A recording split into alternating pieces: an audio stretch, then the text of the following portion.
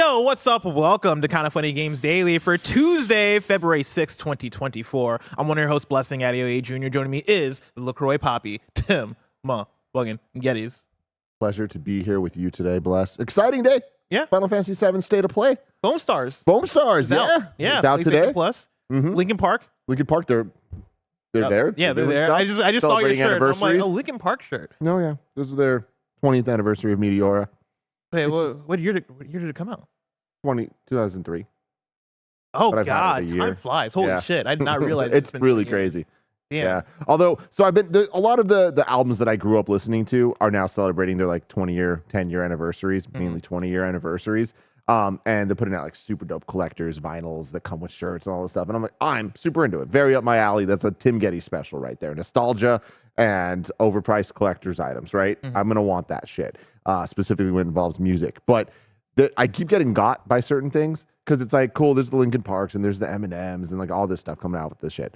But then they'll just put out other things just randomly. Like Fort Minor just put out their the Rising Tide, their first album, as like a vinyl and stuff. And like I saw it on Instagram. I was like, oh shit, I gotta buy it. So I bought it thinking it was the 20-year anniversary. And I started doing the math. I'm like, there's no way this adds up. I just bought the vinyl. You're just like, oh, nothing special about it. Yeah. That's so funny. Yeah. But now I have it, so that's cool. Speaking of Eminem, did you see that Eminem recently dissed Benzino? I did. That's strange, isn't it? Yeah, that's still happening. And honestly, it was kind of a banger. The one that just came out? The M1? The new one? Yeah. The one from Eminem? Yeah. You think that was a banger? For what it was, which is not something that we're going to be talking about forever, but for what it was being a Benzino diss, I would rather it happen than not happen. You're crazy. Really? You're insane. You know what? I listened to it. I was like, this is fucking terrible. Okay, I mean, I need to check it out later to see exactly where I said. I gave it one listen. I was like, all right, I'm such a hater of like current Eminem. That's the thing is, I only feel like he gets worse with age. So when I hear him rapping about Benzino and like, I forget the bar. He had like a bar talking about how Benzino's the opposite of a giraffe because he doesn't have a neck. I'm like, what are we talking about? Yeah, but see, that's what are we doing? There's always. I'm not saying it's perfect. Okay, here's the thing. Let me take a step back. Let me take one step back. I'm the banger I was referring to was the feature he just had, Juice WRLD feature or something. So where he was going off rapping about drugs and shit, and I was like, this is it. Okay, I think I know what you're. It was like a month within the last month it came out, and that was like one of the best verses I've heard from him in a long ass time. Gotcha. But I did listen to the Benzino thing, and I don't remember hating it. So we'll have to check this out later. Saying, it ain't no. Say what you say. No, definitely not. That's the thing is like when I look at the catalog of Eminem disses, Eminem is a person who puts out top tier disses. Yeah, but like, he also puts out a lot of shit. I guess that's why I'm coming from the place of this isn't his worst. Well, okay, what's the worst Eminem diss? I feel like when it comes to Eminem where he was dissing Mariah, the era where he was Here's the thing. Should he have been dissing Mariah? No. But the Mariah disses themselves? You want to tell me the Warning Shot is one of the best disses ever made? Oh, man, I don't know if I could be with you on that one. But, of course, we can agree when it comes to video games, Tim. Let's talk about today's stories, which include Phil Spencer has spoken, IGN is unionizing, and more, because this is Kind of Funny Games Daily. Each and every weekday, we run you through the nerdy news you need to know about live on YouTube, Twitch, and podcast services around the globe. If you love what we do, please support us with the Kind of Funny membership on Patreon or YouTube to get all of our shows ad-free, watch us record them live, and get a daily exclusive show. For a chance to be a part of the show, submit your thoughts and opinions as YouTube super chats as we go. Housekeeping for you, we got a Final Fantasy VII Rebirth reaction coming at you. There's a state of play happening later today. Tim and a cast will be reacting to it live, and the record, I don't know who the cast is. Honestly, it is a special cast that that you're gonna have to tune in to see. We're not gonna promote it before, but it is special. I promise you. Yeah, we're doing a state of play or a state of play reaction, so tune in for that. And there was another thing. Oh, there's a sponsored thing, right? That we're doing. We're doing Foam Stars right after this. Yeah, it is going to be Greg, Mike, and Andy playing little Foam Stars, having some SGF redemption for me for how they screwed me over. Having some foam fun. Having some fun in the foam. Wait, how are they redeeming you when they were the ones who were being mean to you? Because they're going to get their asses kicked. Oh, okay, yeah, okay. by just the other randoms out there. So you're saying the rest of the internet is going to redeem you. Gotcha. Thank you, internet. It would be hilarious if like they get demolished in a Foam Stars game, and then like at the end of the match, the leaderboard pops up, and Tim Geddes is on the opposite team at number 1 with 20 kills. I don't know if you get kills in that game, but check it out after this. A new Kind of Funny podcast is up right now, and it's all about Roger's almost half marathon and the scandal surrounding it. That's over on youtube.com/kindafunny. When I tell you that I was putting together this housekeeping, and I was like, okay, what up? And I saw the Kinda Funny podcast. So I looked at the title. I was like, okay, cool. Let's talk about the scandal. I type out scandal, and I'm like, there's something wrong here. This isn't how I spell scandal. Yeah. And I look back at the headline. Somebody misspelled scandal in the Kinda Funny podcast headline. Yeah. It's spelled in a very funny way. I don't know what. Yeah, it was Nick.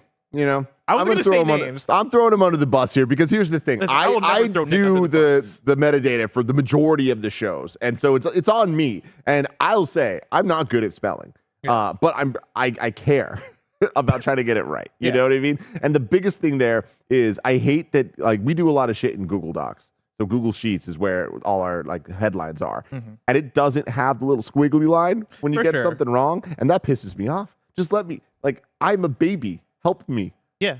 Oh, I'm with you. Gaga. Listen, I'm with you. Now, here's the thing for me in headlines, right? I do the headlines for all the KFGDs. It's only like 4 to 5 words in a headline. It's not. I just read twice. I'm like, okay, well, that's not how that's spelled. I figure that shit out. That's why when you're writing an article, it's like, okay, you need the squiggly line sometimes. But even then, though, like the amount of times I get something wrong just because I got my stupid fat fingers and I type wrong, happens. you know. But I'll look at it and then I'll copy and paste it into Google. Then I have to go back to see how it, to make sure it's spelled the right way. Nick just doesn't do that. And like to throw Nick some bail here, right? Scandal is not spelled the way that I think it should be spelled. Yeah, you're right. I think it should be spelled the way Nick spelled in the headline. Why is there an A? Like, why is there a second A in scandal? Yeah, I don't know. This is a scandal. There you go. Thank you to our Patreon producers. Or actually, before I even thank our Patreon producers, shout out to KFAF. It's coming back February 9th for part 2 of our anniversary stream that's happening February 9th. The Photoshop challenge theme is the future. You can tweet your Photoshops at Kinda Funny Vids with hashtag KFAF to join in on the fun. I'm so glad Nick doesn't listen to the show because I feel like if he listened to the show, he'd be very mad. No, he fucking knows. Like, spelling is one of his weaker suits. Yeah. It's always been a thing with him. I think that's a kind of funny thing, though, right? Like, I feel like most we're all of us bad at spelling. Not that we're all. I'm great at spelling. I'm very confident in my spelling skills. I feel like most of this company, though, not great at spelling. Yeah. Name names. Roger Joshua Picorni. Is Joshua his middle name? I don't know. No, I just made that God up. damn it. I really wish it was. I don't know why that excites me so much. But like Mike's in that category too. I don't know about Greg. I think Greg's good. Greg's Mr. Journalist. That's true. You know what I mean? Like, he went to school. Barrett, how's your spelling? It's fine. I'm a high school graduate. Yeah, I was there. Like, High school graduate. I took college classes once. That's fair enough. Listen, my spelling's off the chain. All right, we're going to do a spelling bee one day. Thank you to our Patreon producers, Carl Jacobs, Streaking in Easy, and Delaney Twining. Today we're brought to you by the new Kinda Funny merch, but we'll tell you about that later. For now, let's begin with what is, and forever will be, the Roper Report. It's time for some news. We have 5 stories today. A baker's dozen. Starting with our number 1. Tim, Phil has spoken. This came from a tweet yesterday from @XboxP3, aka Phil Spencer, who tweeted this. We're listening and we hear you. We've been planning a business update event for you, or we've been planning a business update event for next week, where we look forward to sharing more details with you about our vision for the future of Xbox. Stay tuned. Now, of course, this is coming off of discussions we had yesterday and discussions that were happening over the weekend about Xbox exclusives coming to other platforms like PlayStation and Switch. The conversation started off with Starfield and then extended into Indiana Jones, and then Jeff Grubb was talking about Gears possibly coming to PlayStation. Unprecedented times, Bless. We keep talking about it. A lot's been happening, a lot's been changing. Where we're at currently, right now, is 1 week away from having an official statement. That gives us 1 entire week for more rumors to come in, more conversation, more discourse, more speculation, all of it, right? But we do know that none of it actually matters until next week when they come through and tell us what's actually going on. I am actually pretty surprised that we're officially getting some type of, hey, we're going to address this. And I also understand people are going to be like, this is the worst way to possibly do this. You're giving everyone a week to talk shit, whatever. This is not just a decision. These are not just things that you can be like, oh man, people are mad. Yeah. We got to just say something. You need to regroup. You need to think, especially when we're talking about decisions this big, that again, we don't even know exactly what this is all going to be talking about the now. You know, because we're yesterday we spent a lot of time talking about what the now is going to mean for the future. Mhm. But we're now, I think, next week going to hear. I would be surprised if it is talking about like stuff like directly, like this is the future of Xbox in a major way. I think it's more like dealing with the present to kind of like quell fears. Yeah. But I still think it's going down the direction that inevitably is going to end in a place that we were talking about. Yeah. Yes. I mean, I believe the reports, right? There's a difference between pure rumor and speculation and people actually reporting. And then there's a weird space in between, right? Where in this new era of Twitter, I know Twitter's been around for 20 years, but like in the era of social media that we're in, there are people that function both as reporters, but there are also people that speculate at the same time, right? Like I look at Jeff, and I use that as like a positive thing. I look at Jeff Grubb as a person who does what we do. He talks on podcasts, he speculates, he does all this shit, right? But also he's a person that knows people, that knows things, and so he takes that information and he also reports at the same time. And we have people that are the names on the internet that we recognize as like, oh man, the Bill Coons of the world. You know shit, but you're just like an avatar on the online, or you work for an outlet, right? Or you're somebody who is just in the space of social media that shares the things they know. The ways in which we've gotten the information in the last few days, it's been from The Verge, right? It's been from Jeff Grubb. It's been from people that are reputable enough to where it's like, oh no, that's happening. Like these games are going to come to PlayStation and other platforms. Like that is the thing that's going to happen. The question is, like what are they actually going to say next week? Because I'm of the mind, like I see a lot of talk online of they have to come out and say something. They have to come out and tell us everything that's going on. I technically on the business sense, right? On the business wise, they don't have to tell us shit. They have to protect their brand. They have to protect their IP. They have to protect their business. Like that's what they have to do. And that's not me being like, oh, this is what they should do or whatever. That's what they're obligated to do. On the PR side, they should quell fears like you're talking about. But I think there is one of those is one thing and the other is another thing in a way that I don't know what they're about to say. And I think that is the most interesting thing is I think no matter what's happening, whether there is a divide within Xbox, within Microsoft of people that believe in this strategy and people that are against this strategy, I think that what you're talking about the business needs, the PR needs, no matter what, there's tension happening. Oh, for sure. And I feel like that is why with the tension, there needs to be a level of let's get on the same page as much as possible. Yeah. What's the best foot forward? And the big question I have is, what is next week going to be? Because I don't think they're going to come out next week and say Starfield's coming to PlayStation in 2025. I don't think they'd say that until they're ready, right? Like you want that to come with the trailer. You want that to come with a level of hype. You want that to come with a level of marketing push behind it, right? You don't come out at a business thing and be like, hey, we see our fans are upset, but just to set it straight, like Starfield is going to come to play. Like, I don't think that's the place you say that. So if you're not going to say that, then what are you going to say? Are you just going to say, we don't have, we want to bring games to other platforms after a while? Like, you're going to open up the door into us knowing exactly like what your business strategy is? Like, that's not how businesses work. Barrett, can you bring up the tweet again just so we can like actually look at the words said there?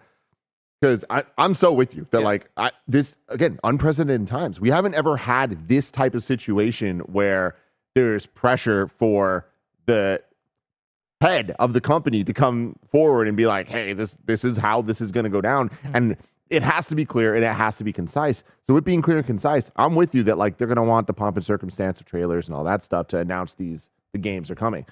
And I'm not saying this is going to happen, but I do think that a potential, based on what the reports we're seeing, what if this is the shift? What if this is the message that, hey, going forward, games are coming to other consoles? Yeah. And that's it. Mm-hmm. Just like when they came forth a couple years ago, like going forward, day and date Game Pass for our first party titles. And then that's just how it's been. Yeah. Like this could be that they don't need to specifically talk about any titles that they're not ready to, but this could just be hey, y'all, we've spent years setting up these dominoes of getting all of the different teams ready, acquiring new teams to get a game so that we can have this cadence. And now that it's here, mm-hmm. we're just getting ahead of it. A lot of us would say they're behind at this point, but getting ahead of the messaging of, hey, going forward, this is the strategy. Yeah. Put yourself in the shoes of Phil Spencer, right? You're somebody who's leading Microsoft. Yeah. I know that's already stressful already. Like we just have to sit on a podcast and talk about this shit and not get stressed. I can't actually imagine being somebody who is actually doing this shit. How do you deliver that message to your audience in a way that has your audience leaving happy with that message? Like, is there anything you can say about that's going to have people go, all right, cool? Look, man, here's where this comes down to is business is going to be business, and it's all about just making money, and it's all of that. We know this. These are corporations and all that stuff. Corporations are made of people, and these people want things to work well and also make as much money as possible. You start adding all these things up, and these people are not trying to fuck people over. They're not trying to get in the way and like make this harder for anybody. They're not trying to just be right. They want this to work. You get what I'm saying? They don't want to piss off the audience. That's the last thing you want to do. But you need to kind of look at it when the audience is pissed, when part of the audience is pissed, you got to look at it and make choices. And you need to look within yourself and be like, do I truly believe in the vision of what we're doing here? Because if so, we got to do it. Or if you don't believe in it, then it's like, maybe we got to listen to what's being said and revise our plans as much as possible. That is the thing that I just don't know where they're at. Because I legitimately, like, I've been saying for months now, ever since Blade was announced. When was Blade announced? Was it just a month? Game Awards, Yeah, it was. I've been saying for weeks now. No, it's like a month and a half. that there's no chance that Blade is multi-platform. That Blade is on Xbox, and that is aligned with the strategy that they've shown. If they just rip the Band-Aid off, and that's no longer the strategy, and the strategy is now we're going everywhere. It's like I totally see that, and that makes a lot of sense to me. And like, I don't know, man. Are we speaking about a minority of people that really, really care about this shit, right? Like, does the wider gaming landscape, when I say like the gaming audience, right? Like, I'm not talking about the people that are tuning in to Kind of Funny or the people that are tuning into like IGN Unlocked or whatever, right? Like, I am talking about the tens of millions of people that show up and buy the boxes. If you come out and say, oh yeah, like we're planning on bringing these games to other platforms, like that's a strategy going forward. Do those tens of millions of people care, or are we talking about the hundreds of thousands of people that listen to the podcast? It's interesting, and that's an important point to bring up. And I think it's important to note there that even though the numbers might not add up, not every number is equal. Not every like person that is in the ecosystem is equal. The hardcore are buying all the games. The hardcore are worth more. You know what I mean? So it's like, and the hardcore, if they love the message, are spreading the message and creating more of that. So it's like, I think that it's just important to note that even if the numbers aren't the biggest part of the majority, at a certain point, a hefty minority could still really, really like inflict damage and cause a lot of loss of revenue, which is like really the ultimate thing. But to your point, this is about making the money. And it's not, that's my thing is, I think when you're talking about the goal of making money and the goal of making Xbox the most healthiest version of Xbox that you can think, right? If that involves doing a thing that minority of audience might not align with, or might go look at it and go, oh, we don't like that, then like, what do you do? I think as a corporation, I think you just go, I think you make the money. I think you go, forget the minority. We're just going to go for where the money's at, and the minority is going to have to adjust to it. I'm throwing this down right now. People are going to get really mad at me for saying this, but I don't give a shit. You're asking me if I was Phil Spencer, what would I do right now? If I was Phil Spencer, knowing the situation, knowing what I know, and there's a lot I don't know, which thank God I'm not Phil Spencer and I don't actually have to make this decision. But from what I know so far from reports, or just from I know from quotes and interviews and things said over the years of where Xbox is at right now, Game Pass is their strategy. Game Pass is also stagnating. Game Pass has the potential to reach a whole new audience and do a whole bunch more things. But they need to make money elsewhere. And I do think that the strategy could be, we're just going everywhere. Build the Game Pass that way, entice people over time. Hey, I could spend $70 for this game on a PlayStation 5, or I can invest on the Xbox ecosystem, whether that's with a box or with a Samsung TV or in any of the other multi places that are able to play Xbox that I think are only going to grow in the years to come, and just get Game Pass. And then they get more Game Pass subscriptions, more revenue that way. And also all of the money of people just buying the game on PlayStation, which we've seen now happen multiple times when games come out on multiple SKUs. Palworld being a great example right now. Yeah. That Palworld being an exception just because it's also like a crazy, like it is one of those like, holy shit, it came out of nowhere type games. But still, it being on Game Pass didn't stop it from selling 10 million copies plus, you know? Yeah. And that strategy, when you apply it to things like Indiana Jones and a new Bethesda game and Call of Duty and all of the other things, it's like, it is a strategy that makes sense. Yeah. I think the one last thing I'll say about this is, like, I understand that this is them having to take time and prep for this business presentation. They've already had this in the works and stuff. But man, it sucks that it is a week after, like a week after the reports have come out, a week of us sitting and speculating and the audience having to think about this and do all this stuff. Like timing wise, it's unfortunate. I don't know if there's much they could do about that, right? Like I don't know if Phil Spencer could have been like, drop the video now, right? Like they're probably still working on whatever it is, and they probably start to figure, like, it is at the end of the day, shareholders and the people that are providing the money and also the people that are gonna make us the money are the things that matters most to them, right? And so like I'm sure in their eyes they're like, the audience can wait, but man, is that an unfortunate wait for that information? So here's my question though, Blake. Yeah. What is it? What is the information? Is it a video? No, like, or what is the presentation? What is it? Is it a video? Is it a blog post? It's a business update event. But like, what is that? You know, like I feel like this is the craziest thing. Is like the tweet reads as like a business up. Like we've just never had something like this before. Correct me if I'm wrong. Like it does give a little bit of the vibes of like, hey, we need to talk. Yeah, we need straight to talk. up. It's like a town hall. Yeah, like the town hall, but like specifically the one, it's not going to be as devastating. So bear with me here in this comparison. The company, Embracer, when they had to announce like, oh, we fucked up this deal last night and like everything is going to shit and stuff like that. Like it's not going to be that dire, but I feel like that's going to be the vibe of just like people, like whoever it is, 3 or 4 people, if it's Phil, Sarah, some other like maybe like Microsoft like proper kind of employee. Get Satya Nadella up in there on like a weird little stage and talking about something. I don't know, man. Yeah, it's weird. Yeah, I don't know. Yeah, what are going to be the vibes of it? Is it going to be, hey, this is a business talk? Like this is Phil, Satya, the higher ups at Xbox and Microsoft, giving you like the corporate, hey, this is our plan. This is we're talking to our shareholders right now. Or is it going to be speaking to the audience? And I like to those. I think you need separate videos for that, right? Like I think you need to talk to both of those people in different ways because I think the audience isn't necessarily here for the business. I know the audience like to talk about the business, but like most of the time, and this is me throwing myself in there, we have no idea what the fuck we're talking about, right? Like that's not who you want to talk to. Like if you're gonna talk to investors, you gotta talk to investors. And I think that is the thing you do at a quarterly earnings call, unless you're about to have this big shift in your business that they should know about. Then maybe you talk about it earlier in a business event. I don't know. I mean, I wonder how planned this event was to happen at some point.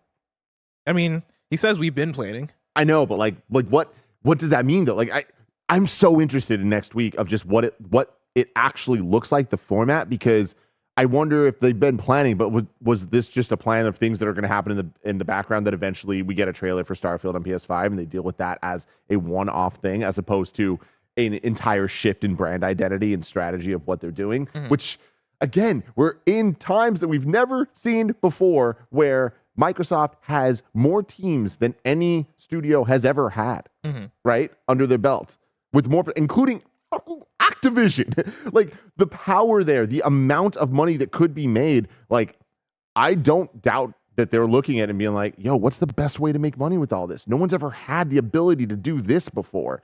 And maybe their answer is flip the table and start fresh. Yeah. And like, that's going to ruffle a lot of feathers. If that's the case, we're talking about this as if this is all a foregone conclusion, which I don't know, but we'll see. We got a week. Let's move on. Story number 2. IGN workers are unionizing. This comes from a tweet from the IGN Union Twitter account where they say, hey, listen, we are the IGN Creators Guild, and today we're uniting in solidarity as we strive for a stronger, more equitable IGN. Support the hashtag IGNCG by signing our petition. They then link to the petition, which of course you can find on that Twitter account. I signed it. I'm very happy about this. And I'm going to put it in the description below. Awesome. Thank you for that. Yeah, super rad. Obviously, we have a ton of friends over there seeing the state of the industry around us. Like the more protection, the better for so many people putting in so much hard work day in and day out. And this is awesome to see. We've seen it work in a bunch of other places. So hope to see this.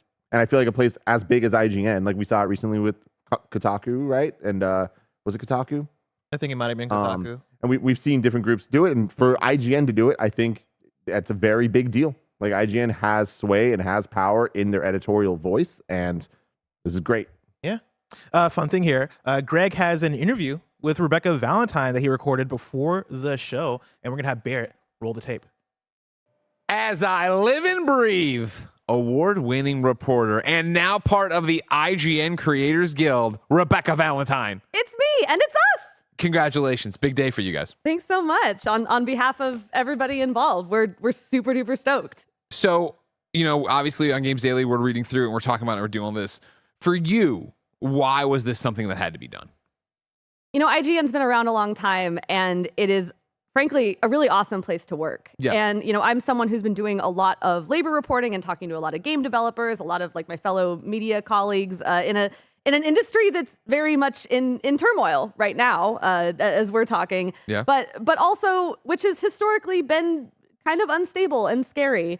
And right now, IGN is doing really well, and we are generally having a pretty good time at work. But what everybody who's having a hard time tells me is that the best time to unionize is not when you're in the midst of an immediate crisis, right? It's Sure. when things are, maybe going okay, because that's the time when you can set down the protections for the things that you really, really love about your job, and also be hopeful about the things that could potentially be better about it. So, our goal is to preserve the wonderful things that we have and also make things better for our colleagues who maybe need some support at their jobs that they're not getting. So for you as storied video game industry reporter, what's it like to go from, okay, I've been talking about unions and writing about other unions that have been happening, and then all of a sudden to switch gears to, okay, now we're trying to do this ourselves. Like, where does that even start? Yeah, I think it is very easy when you see a bunch of people getting laid off at a company to just sort of tweet at them and go, oh, you guys should unionize. I mean, yes, true. But it's also, I think it maybe doesn't always take into account the fact that unionization takes time. Sure. There's a lot to learn about doing it. And there's a lot of outreach that you have to do to your colleagues who, maybe they're not for or against unions, but they're just not really thinking about them on a day-to-day basis, because not everybody is sitting there inundated with union industry video game information all the time. Yeah. So it was, really important to make sure that we talked to everybody and learned about the things that they wanted out of working at IGN. Maybe the things that they liked, the things that they disliked, the things that they were hopeful could happen in the future, or the things that had happened in the past that they wanted to avoid. And it was really important that we talked to every single person in our unit and make sure that we were able to stand with them and support them in the things that they wanted out of this job. And, it takes a little bit of time. So then I think, what isn't, I shouldn't say mind-boggling, that's not the right word, right? But for me, everything you see from Greg Miller comes from a union backing. My dad is local 150 operating engineer, has his gold watch, his blah, blah, blah, blah. So I grew up understanding what the union was and how it was working, da-da-da. But right now, inevitably, someone is watching this and they aren't familiar with unions. What is a union, and then what does that mean for IGN? So a union in the really general sense of the word is kind of any time a group of people get together and decide that they want to act collectively to further a goal of some kind. What we are doing is a legally recognized union under the National Labor Relations Board, the NLRB. And what that does is it basically gives us the ability to go to the bargaining table and talk to our employer, Ziff Davis, about the kind of work contract we want. So at the moment, Ziff Davis is fully in charge of everything about our work. And that's, been going on for the entire time that Ziff Davis has owned IGN. And, someone has been in charge the entire time IGN has existed. But what we're asking for is the legal right to go to the table and sit down and have a conversation with them about, things like what our working hours look like, what our salaries look like, what time off might look like, especially after big hectic event seasons where we're maybe, working weekends because we're doing like a summer games fest or something. All of those things, anything that affects our working conditions, we just want to sit down and talk to them about it and be like, hey, you've been proposing this for the longest time. And actually there are some other things that we would like you to consider as well. And we're going to sit down. We will go back and forth eventually and agree on something. And then once we've agreed upon it, we'll put it to our full membership for a vote. And if they vote it up, that's going to be our working contract. So it basically just gives us all a say in the working conditions that we have on a day-to-day And so basis. the idea, right, is that rather than them come one-to-one to every employee and come up with their own terms, their own contracts, their own thing, right, you guys collectively come together and barter for one thing. You collectively bargain for one thing. Yep, that's right. Okay. And I guess the other question I would have on behalf of people who didn't grow up in a union household, one of the big things we talk about in the industry at large, and what you've already touched on here, right, is the fear of layoffs and like that always being a thing. And How does a union protect its members from that? Yeah, so I think that is one of the big things that we are wanting to go to the bargaining table about, because we're seeing it happen all across the industry right now, all across media and games and entertainment and tech, basically every field that we touch. And we also had it happen ourselves back in December of 2022. We had some layoffs at IGN, and it was really, really unfortunate.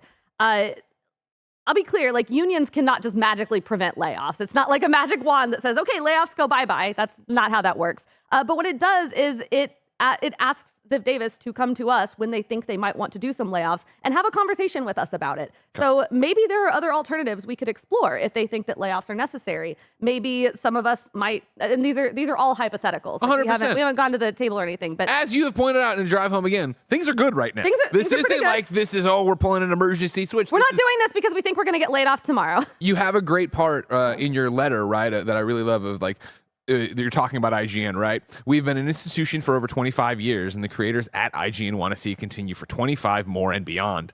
Yeah, that's exactly it. But yeah, like, we could, I think we've seen some other examples in some other unionized workplaces that have had layoffs recently. Off the top of my head, there have been a couple that I've seen talking about how their layoffs went down. And it's unfortunate when layoffs happen at all. It's heartbreaking. You lose your colleagues, they lose their jobs, like, all these horrible things happen. But they were able to get more severance, for instance, for their employees who were laid off. Or in one case, I wish I could remember what the outlet was, but they were able to have the number of layoffs they actually had because people were willing to help find ways to make cuts elsewhere that made sense. So there's various protections that we can put in place so that if layoffs ever become, God forbid, necessary for whatever reason, we can protect as many of our colleagues as possible, and those that we can't fully protect, we can at least make sure they're going out the door with the support that they need to find something better. Final question for you is, what comes next? You've done this. You've made this big statement today. You know, we're the IGN Creators Guild. What's what I don't know as even a union kid. What comes next? Well, right now we're asking. We've put this forward. We've said hello. We would like to be a union, please. And we are asking our employer, Ziff Davis, for voluntary recognition. What that means is that Ziff Davis will look at us and they'll see how neat and cool and lovely we are, and they will go, you know what? Yep, you're a union. We're very happy to come to the table and bargain with you over your contract. And that's what we would love to happen. So when we get that, we have voluntary recognition from them, and then we are officially legally a union. I mean, there's some paperwork involved. Of course, but that's the gist. So that's what we're hopeful will happen next. Well, fantastic, Rebecca. I'm so proud of you. Congratulations on today. Thanks. Anything? What can people help? Can they do anything? Is there an action item for everybody watching or listening? Absolutely. The best thing that you can do right now is spread the word amongst everybody that you know. We do have a Twitter account. It is at IGN Union. If you go find that, there's a bunch of stuff you can share. A bunch of our members are tweeting today, myself included. We're all posting various things about the union. Some of us have testimonials. Sharing all of that far and wide is super duper helpful. Rebecca, thank you so much. Thank you for having me. All right, let's go back to the Kinda Funny Games Daily Show. And we're back to the Kinda Funny Games Daily Show.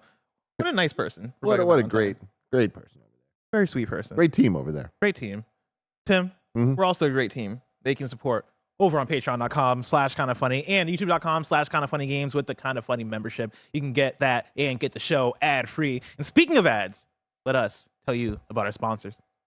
This episode is brought to you by kindafunny.com/store. We've got 2 brand new drops for you this week. First, check out the Kinda Funny broadcast line. Old school telethons inspired this distressed design and collection for our annual Kinda Funny Day campaign, which includes a t-shirt, tote bag, and coffee cup. Our cozy collection, designed by Nick at Campfire Designs, is also available. Get nice and snuggly in your choice of a crew neck sweatshirt and joggers and a women's cropped hoodie. These have been big hits with the team, and we think you'll love them too. Both collections are available for the next 2 weeks on kindafunny.com/store. Grab them while you can. And we're back with story number 3. Elden Ring mobile game reportedly under development at Tencent. This is John Porter at The Verge. Tencent is reportedly working on a free-to-play mobile version of From Software's 2022 smash hit title, Elden Ring. That's according to Reuters, which cites 3 people familiar with the company's plans. The Chinese tech giant apparently has a team of a few dozen people who've been working on the title after Tencent Holdings acquired a stake of a little over 16% of From Software in August 2022. Tencent did not immediately respond to The Verge's request for comment. This is from Reuters. While Elden Ring was designed as a premium game with a set price tag, Tencent wants to make it a free-to-play game with in-app purchases, similar to the hit game Genshin Impact, developed by its Chinese rival MiHoYo. The people said, which I think MiHoYo is now Hoyoverse technically, but interesting stuff here. It is. I mean, this is definitely they know what they got and they know what they can get type situation. Like, I can see this really, really working for them. And I can also see this being egregiously aggressive. My thing with this, as for me, as somebody who loves Elden Ring, right? And like I've been a growing fan of From Software. I think this is one of those decisions where you look at it on paper and you look at it as like a corporation and you go, oh, Elden Ring, one of the most popular games of 2022, big open world game, critically acclaimed, everybody loves it. What if we took it and put it on mobile? Like, you know, you're Tencent, right? So you have Call of Duty Mobile, you have mobile game, big mobile hits already, PUBG Mobile. What if we made it like one of those and made it like what Genshin Impact is? Because Genshin Impact, one of the biggest things in the world. That must be a recipe for success. I think that's how they look at it. But I think that is a money decision and not a creative decision, because I it's hard for me to imagine that From Software, for what they've crafted with Dark Souls and Elden Ring and stuff, are like, yeah, that's what we want out of our game. And I would be shocked if the audience is like, oh, that's what we want. Like, you're talking about an audience of people. You're talking about the Andy Cortezes of the world, right? You're talking about people that are like, oh man, I'm here for the action. I'm here to suffer. Like, I'm here for the hard combat and like the fucking iframes and all this shit. They don't want to play that shit on mobile. I don't want to play that shit on mobile. Like, I do not think this is going to work. That's me from at first blush looking at this. I could be very wrong. Maybe I would have said the same thing about Call of Duty on mobile. I think that is the thing. Like, I think that we're talking about different audiences, and I do think that there's going to be a lot more crossover than you would expect, because for every Andy Cortez, I think that there is somebody that liked Elden Ring and also likes Genshin Impact, you know? That's me. I like Genshin Impact, and I granted I played a Genshin Impact on console. I didn't play it on mobile, but even still, right? Like, the idea of playing a free-to-play Elden Ring, where it is like Genshin Impact, the whole hook of it is you're essentially rolling for characters, and like you get new characters that like play differently. Am I going to be rolling for new builds? Am I going to be rolling for new weapons? Am I going to be rolling for new abilities or new summons? That sounds bad. Like, it's so hard for me to think of how do you make Elden Ring free-to-play and put microtransactions in it and make it work. Yeah, man. I don't think it's going to work. It's very interesting. I think it's just too much of a hardcore audience. There's something to be said about diluting the brand. You know, From Software's built something beautiful. Like, they've really, really, really carved a very big spot for themselves in the games industry with expectation just from their brand. Yeah. You know, it's like not even just IP, like that too, with Dark Souls and all of that, but like understanding, oh, it's From Software. Look at Armored Core, right? Armored Core 6 being a great example of like, man, like just From Software showing up gets people excited in a way that very few other teams out there do. So this type of stuff, the more bad news, it at some point can turn into a Konami type situation where it's like you're getting the Metal Gear Solid Survives or Metal Gear Survives and things like that where you're like, oh, man. Like, yeah, I don't, and it just sucks because it's like, you know, we talk about Metal Gear and we talk about all the fond memories more than the bad stuff, but it's getting harder and harder to talk about Metal Gear Solid without having some level of like, yeah, but like even talking about Metal Gear Solid 3 Delta Omega Remix, it's like, like every time we talk about it, we're always like, but like, is this gonna be exactly like, is this gonna feel as special as the original? Like, without Kojima involved and all that stuff, right? And like, it's a tough thing to balance. Totally, especially when you're talking about something that is revered by fans. Like Metal Gear Solid is something that is revered by fans because it feels, no pun intended, it feels like such a solid piece of art, right? Like, and the more you dilute that, the more you make the Metal Gear Survives, and the more those don't hit, the more you dilute the IP, you dilute the brand. And From Software strikes me as a company that cares a lot about the sanctity of their art and story. And like, this goes back to the pretentious thing we were talking about like the other day, right? Like is that like, you know, overly like, oh yeah, we care and all that stuff? Sure, but also I think that does matter to a certain extent, right? Like, I think people should have that. I think people should have the liberty to be like, hey, I do not want to give up this thing that like we care about to the like control of capitalism, right? Like, that is such a, I think doing it in this way is not forward thinking in terms of what Elden Ring as a brand. I think there are other ways to monetize Elden Ring. I think, or at least I think you can find other ways to monetize Elden Ring. Like, I know this is a different thing and this is like a fan thing, right? But I look at Bloodborne Cart and every Bloodborne fan I know is excited about Bloodborne Kart because it's a fan made thing and it's dumb and it's different, but like it's fun, right? And it's another thing you can do with that IP and brand. I think maybe even as Tencent, if you look at your studios, you might be able to find things that you could do with Elden Ring, whether it be a spin-off into a movie or like find other things. A mobile free-to-play thing that is looking at Genshin Impact as the example. I the way I'll put it is Call of Duty, PUBG, Fortnite, in their purest forms, they are mainstream. Like everybody's playing this stuff. That is a casual audience, even at its core. Like you dig in enough and you find a hardcore audience for those things. But those are all big casual audience games, and I think that translates well to mobile. And all games that even their core versions are built on some type of microtransaction. Yeah, structure. exactly.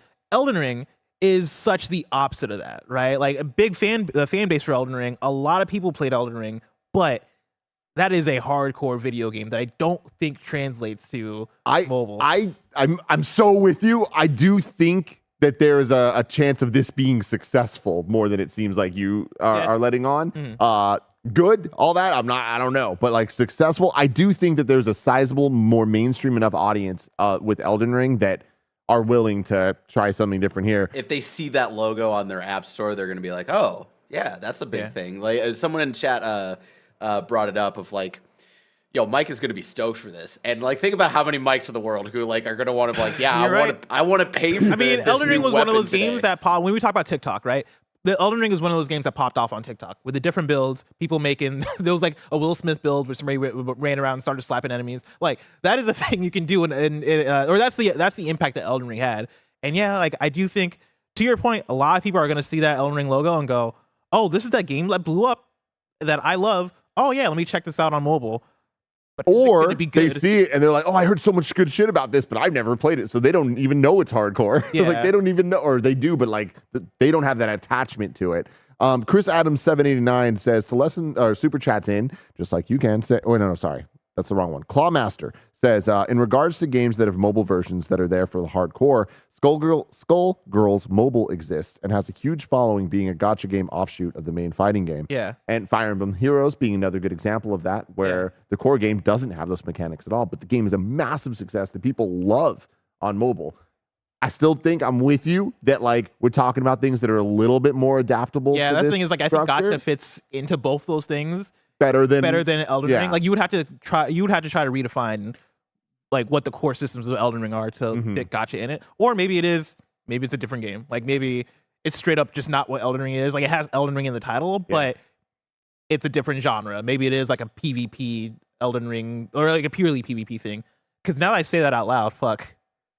Because yeah, if you were to take the PvP elements of Elden Ring, build a whole game that's just around that, and don't even worry about the exploration stuff, and make it so that you're rolling for different builds so you can take on people.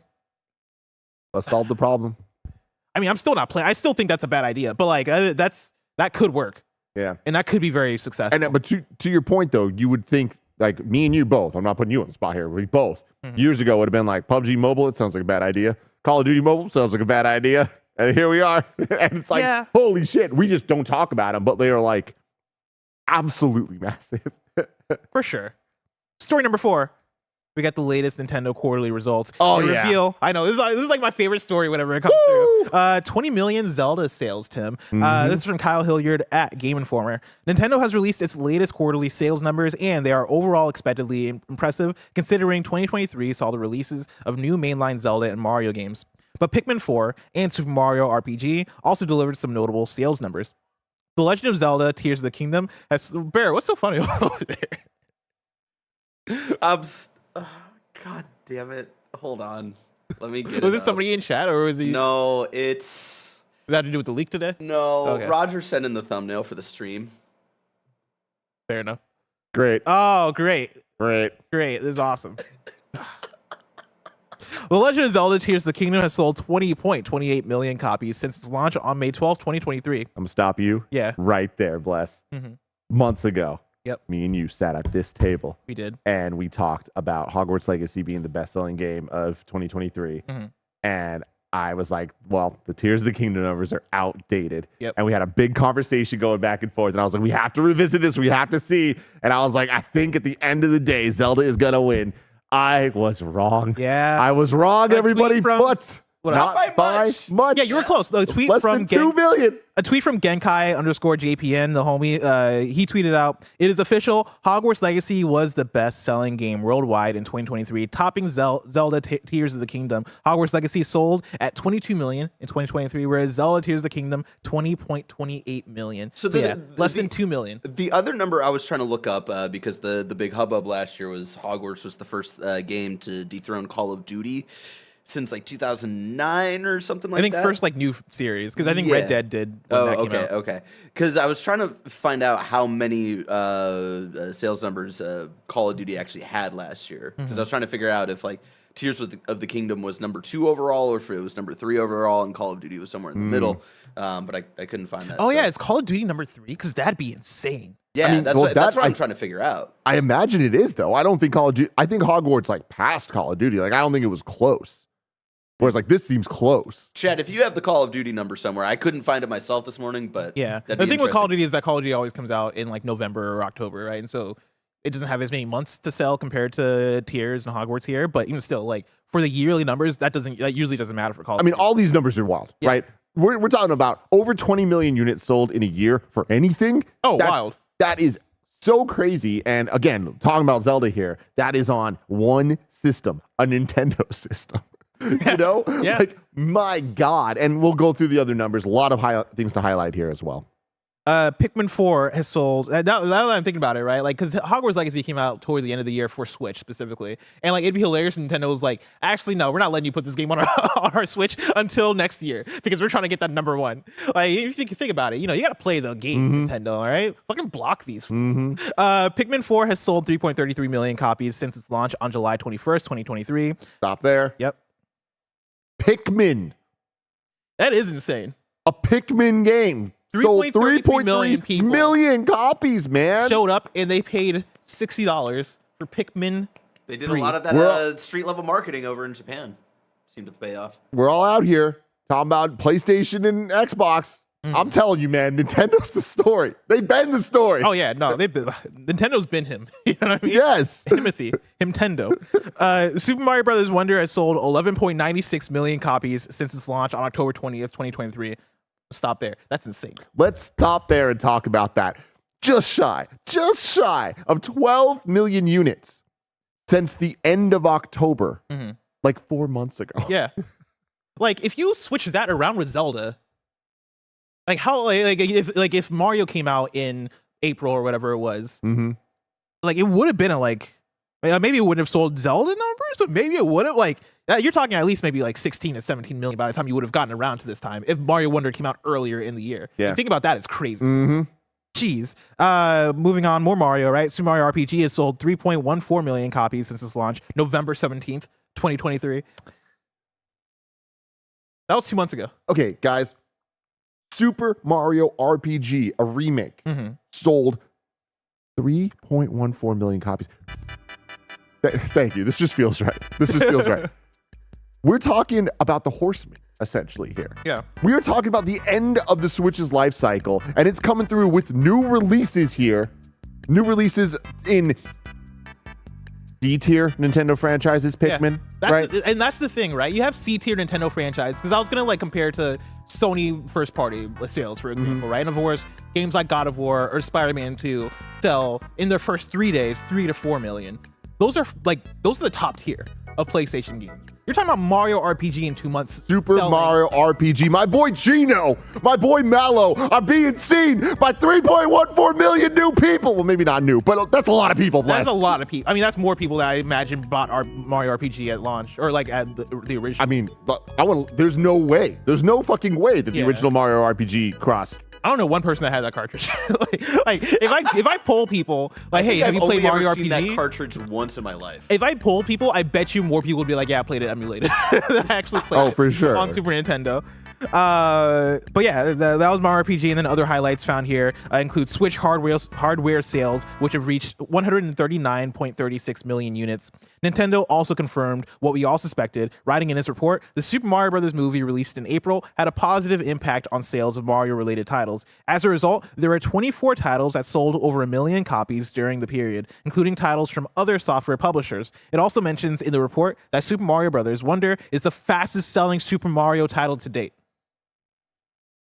We're just getting started. I got Mario. It's fucking in. Dude. It's fucking in here. So here's the thing here with Mario RPG. Mario RPG has sold 3.14 million units. Mm-hmm. The remake. The original, 2.14 million. Okay? Yeah. The remake is already at 1 million more copies in 6 weeks. Good for Mario. Good for my guy. When you look at the top selling Switch software, at number one still, you have Mario Kart 8 Deluxe. Have you looked at the numbers already? I did. Okay, I was gonna quiz you on what you thought. But yeah, 60.58 million units sold for Mario Kart 8 Deluxe. Under that, you have Animal Crossing New Horizons, of course, 44.79 million units. Under that, Smash Bros. Ultimate, 33.67 million units. And then yeah, the list is the regular list, right? That you always see. Zelda Breath of the Wild under that, Mario Odyssey under that, Pokemon Sword and Shield under that. And then Pokemon Scarlet and Violet is catching up. Pokemon Scarlet and Violet at 24.36 million, which puts it at 2 million behind Sword and Shield, which sold incredibly well. This now means that Scarlet and Violet have outsold Gold and Silver. So it is, I think, third place now for best-selling Pokemon game of all time. And it's going to catch up to Sword and Shield, right? Oh, easy. Yeah, because it came out a year ago, like a year and a half ago. If that actually. No, it came out like that November, so a year and a few months. And it's already there. The broken one. The broken Pokemon game. Yeah, man. And at this point, Tears has got to outsell Breath of the Wild, right? It already being at 20.28. See, I'm curious. I think this is what I wonder. What is the re-release going to look like on Switch 2? Yeah. I think that's going to determine a lot. And also, Scarlet and Violet, that's an interesting question, too. We have Pokemon Day coming up in 3 weeks or so. There will be a Pokemon Direct, and they're going to make some announcements. I think it's too early for this. Well, potentially we just get like a, hey, Scarlet and Violet with the DLC as a pack. Yeah. Maybe we fixed things, maybe we didn't. We probably didn't, that'll be on the box. I can see them putting that out on Switch, and that could boost numbers, but I also wouldn't be surprised if on Switch 2 we get a Scarlet and Violet, this time it actually works edition. And I don't know how those numbers would count with this. Crazy that the 60 million for Mario Kart does not count the Wii U version. Yeah, I was gonna say. So yeah, like if they put out for Zelda, right? Like if we get a Zelda Tears of the Kingdom re-release on Switch 2, does that go into the same numbers here? I think it depends on how close they are, like how similar the games are. Yeah, because if that's the case, then for sure Tears of the Kingdom is gonna catch up to Breath of the Wild. But then also, are they gonna release both of them and just package them together? Yeah, there's so many things you can do. With there really is. And so what's interesting about the Tears news today is. And we'll have to wait a couple more Nintendo financial quarters to really see this, but it feels like Zelda slowed down pretty significantly. Because basing on the tracking that we were talking about predicting, it was like, oh man, it's definitely going to beat Hogwarts. And then it didn't. So it's like, I wonder how long of a tail Zelda has. I think it's going to continue to rise the ranks here. I don't know though if it beats Breath of the Wild. Yeah, and that's the interesting one. Like looking back at Breath of the Wild, that was a slow go as well, but that's also there were way less Switches out in the wild in the first year of Breath of the Wild. But it's also the game that you bought if you bought a Switch. Yes. Which I kind of puts in a different place of Tears of the Kingdom, where you'd it's not a launch title, and so it's really hard to compare how they're gonna do versus each other because it's just two completely different circumstances. I hope it doesn't get re-released for Switch 2, and I hope it's just Wind Waker. That's it. Finally. If Switch 2 has boosting, then you don't need to do it. Unless Ultimate Edition. Add some DLC in there, some new content. Do it all. Mix up money, the dungeons. I don't know. That DLC better be Wind Waker. See, I was going to say Tears of the Kingdom Master Quest. Get crazy. Holy shit. Yeah, right?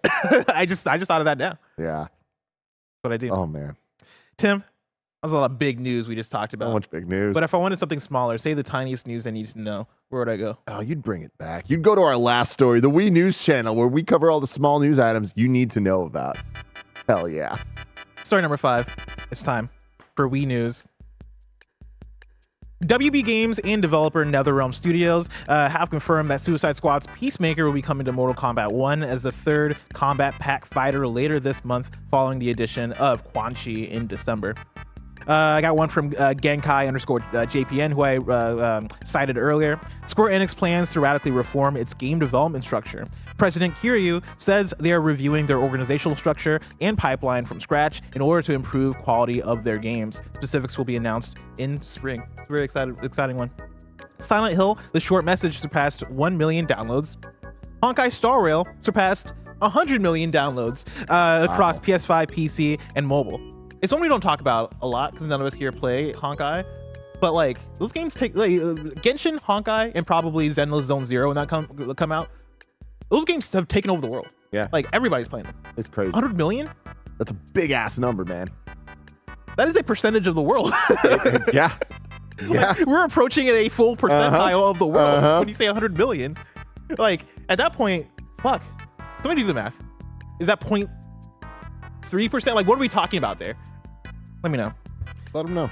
Xbox Game Pass games for February have been announced. You got Train Sim World 4, Madden NFL 24, Resident Evil 3, A Little to the Left, Bloodstained Ritual of the Night, Play Up, and Return to Grace. PSN confirms that a Final Fantasy VII Rebirth demo is coming today. Let's fucking go. We got the state of play. Of course, we're going to be live reacting to it 3:30 p.m. Pacific time. Nope. Yes. Yep. Yes. That was the thing that went up accidentally, it seems like, on the PlayStation Network yesterday. And so get hyped for that. And then USPS Plus Essential February titles are up. You're getting Foam Stars, Roller Drome, and Steel Rising. Play some Roller Drome. Throwing it up, dude. Throw it up. And that's it for Wii News. Now it's time for a quick super chat section. Of course, you can write in using YouTube super chats. We got a lot of write-ins today. Of course, everybody still wants to talk about that Xbox business that happened. Let's do them all. Let's get through all of these. Let's do it. All right. Yeah. Let's start with Optimus Prime, who writes in and says, with rumors of more Persona remakes on the way, I want to make a prediction. Following Persona 3 Reload, I think Persona 4 will have the subtitle Redraw or Reshuffle. Bear, how do you feel about Redraw or Reshuffle? I would go with the themes, right? Royal is like a weird one because that was more of like the Royal Red. Yeah. Reload, obviously reloading the gun. Mm-hmm. What is the big iconic thing, Blessing, from Persona 4? Persona 4 Golden? Like pop idol type stuff? What are you thinking? What's the big visual iconic, like iconography from Terry. Teddy? Teddy. Terry. Big visual. Persona 4 right. rerun. Fuck, Barrett, you're a genius. You're a fucking genius, Barrett. That's fire. I thought about it the other day. I like that. That's really good. Damn. Great job, Barrett. Another one is Rewind from 7-6 in the chat. That's another good one. Rewind. But I like Rerun. Rerun is pretty sick. I like Rerun more than Rewind, although I think Rewind might have a better chance. Do you guys not like Redraw or Reshuffle? Are there cards? Yeah, but all the Persona, Persona, it's a franchise-wide thing. Yeah, that's stuff from the other Persona things as well. So I feel like they would want to go with something specific to 4.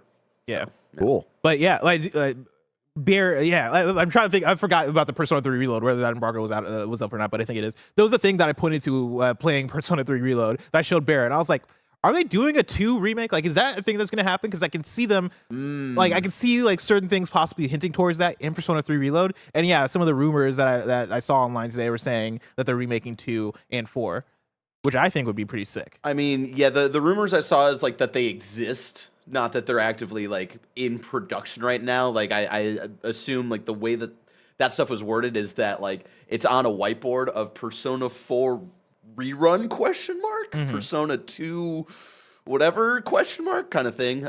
Persona 2 would be cool. Those two games are really, really cool, very dated, and hard to play today, so I think that would be really special. But yeah, I would be really excited to have 4 have a more modern kind of yeah. I just want another reason to replay 4 because I love 4 so much. Yeah. CJ Splitson writes in and says, if Xbox games come to PS5, what games would make good VR titles? I'd love to see Flight Sim in VR. I mean, Flight Sim VR would be the ultimate VR title. Yeah, that'd be crazy. Yeah, especially if it is like you're in the cockpit and you're controlling everything in VR.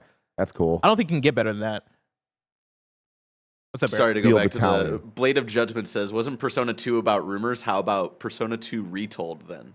That's fun. I like that. That's pretty good. I like this as an activity. Yeah, it's fun. Yeah.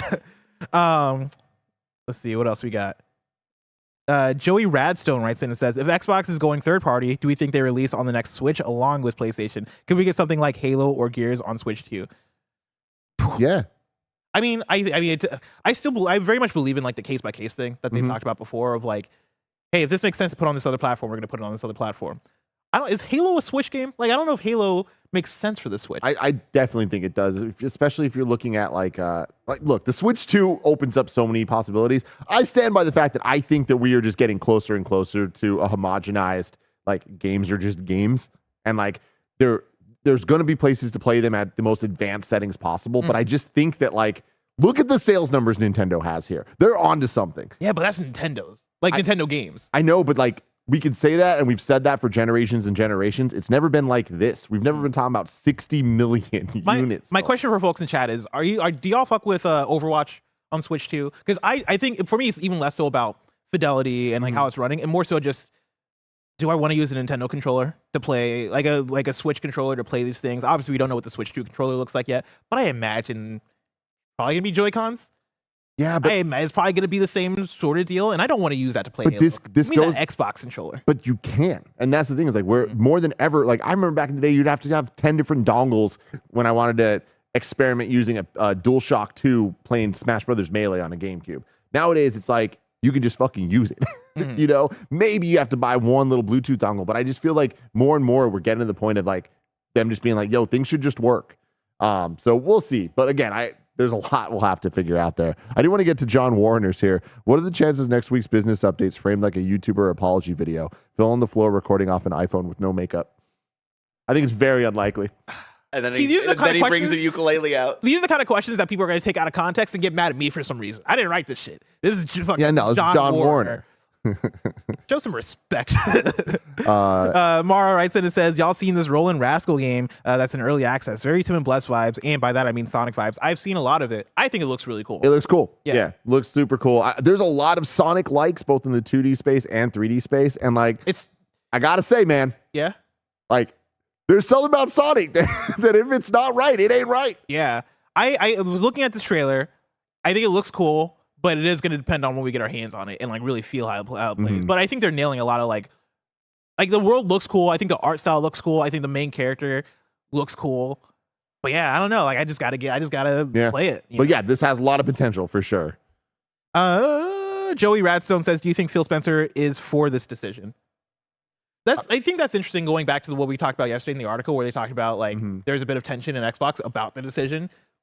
Is it like a Microsoft wants to do this, but Xbox proper is like, ooh man, this isn't going to sit with the audience. Like, I wonder what that is. I would think that Phil, as the leader, like, I think he just kind of has to roll with it. Like, I think even if I'd be surprised if he was like, oh man, I hate this. No, but I'm being forced to do it. Like, I guess I would just be surprised by that. I would see it more so as like all right, like, if this is what we're gonna do, I'm just gonna roll with it and like try to make this the thing. Like, I view Phil Spencer as that type of dude, but I don't know. Yeah, I think that he stands by the case by case situation, and I do think, like I said yesterday, that once that starts, it's gonna work and it's gonna end up in everything being that way.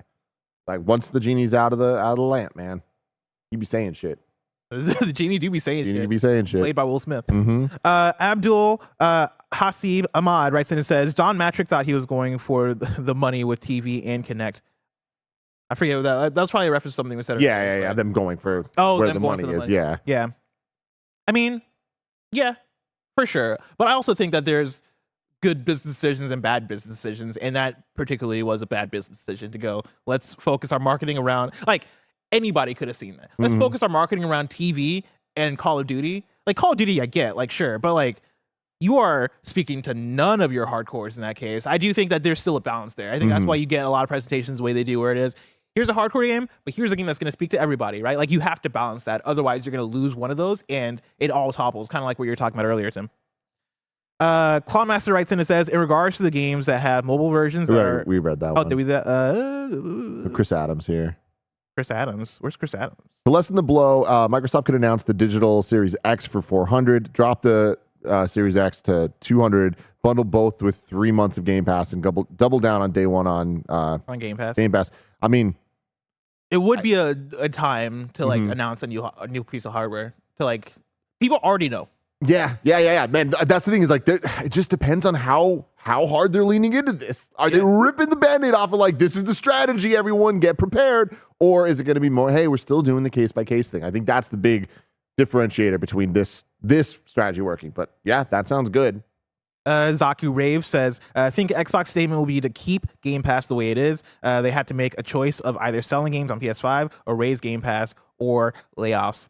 I mean, one, they already had big layoffs, but then also, I don't think that's the thing you communicate to the audience, right? Like, I think it's tough to be like, oh, it was either this or this, because usually it's not. Like, usually I don't, whenever even businesses are like, yeah, it was either we do this or we had this catastrophic thing happen, I never buy it. I always feel like that's an excuse to be like, oh yeah, this is a way for us to sell them on what we're actually doing, is by acting like the other alternative was going to be the worst thing ever. And so I don't think that's the way to communicate it. And I don't think that was like even the reality of it. Yeah. And we have one more from Mad Rocks. Evo is doing a lineup announcement stream today. Tim, I'm so fucking excited for this lineup. Let's see what it is, man. Because like, obviously, like the big ones, obviously you're going see, okay, for the big one, my question is, what is the main event? Because Street Fighter 6. What if it's Tekken 8? It won't be. I think it might be. Not I think Tekken 8 has had such a meteoric rise in terms of like spectatorship and how fun of a game it is to follow. The fact that Street Fighter 6 was already the main event last year, and this is Tekken 8's first year up. You're bringing up good points. Like, I still think it's Street Fighter, man. Tekken, but you Tekken are 8 bringing has up good also points. been on fire. Like, people are fucking digging it. Everybody's talking about it. Obviously, we're 6 months down the line, so who knows what the conversation's gonna be then. I'm putting some money behind Tekken 8 maybe being the main event. I know it's a big, like, it'd be a big shift. Yeah. But Tekken is Tekken, man. Put some respect on Tekken. Tekken deserves it. But in terms of other games, right? Mortal Kombat 1, I think, is a shoo-in. Even though Mortal Kombat 1, I have weird feelings about. Like, I've cooled down so much on Mortal Kombat 1. I did not play nearly as much of that game as I thought I would. Like, I probably played 20-something hours of Mortal Kombat 1. Tim, I'm already at 55 hours of Tekken 8. Yeah. That game just came out. You're Tekken boy. 55 hours. Grand Blue Fantasy versus Rising. Probably going to be in there. And then it is like, do we... Yeah, I have no idea. Oh, Dragon Ball Fighters, maybe? Is that still popping? Was Dragon Ball Fighters at the last one? I know Guilty Gear Strive was. Guilty Gear Strive definitely is going to be one. King of Fighters 15, is that going to be there? I don't know, but I'm very excited to see what the actual thing is. Mainly so, I'm excited to see what the main event is, and also, do we get like any wild, like, what's the wild pick? Yeah, because I feel like there's usually like a random, like, oh yeah, we just wanted to make this a tournament. Let's do Marvel vs. Capcom 2 for no reason. I love it for no reason. Show some goddamn respect. Bro. Oh yeah, somebody brought up Under Night In-Birth 2. We'll have to see. We will have to see. In Multi-Blood is going to be there. Tim, that's all the YouTube Super Chats. Now it's time for kindoffunny.com/you're wrong. Rewrite in and let us know what we got wrong as we got it wrong, so we can correct it for those watching later on YouTube and listening later on podcast services around the globe. Bronsley said there was a version of Pokemon Scarlet and Violet with DLC included digitally, unlike Sword and Shield, which included the DLC on the cartridge. I don't know if does that affect sales? Pokemon. Yeah, another one from Zach says Pokemon Scarlet and Violet already have physical releases with DLC bundled in.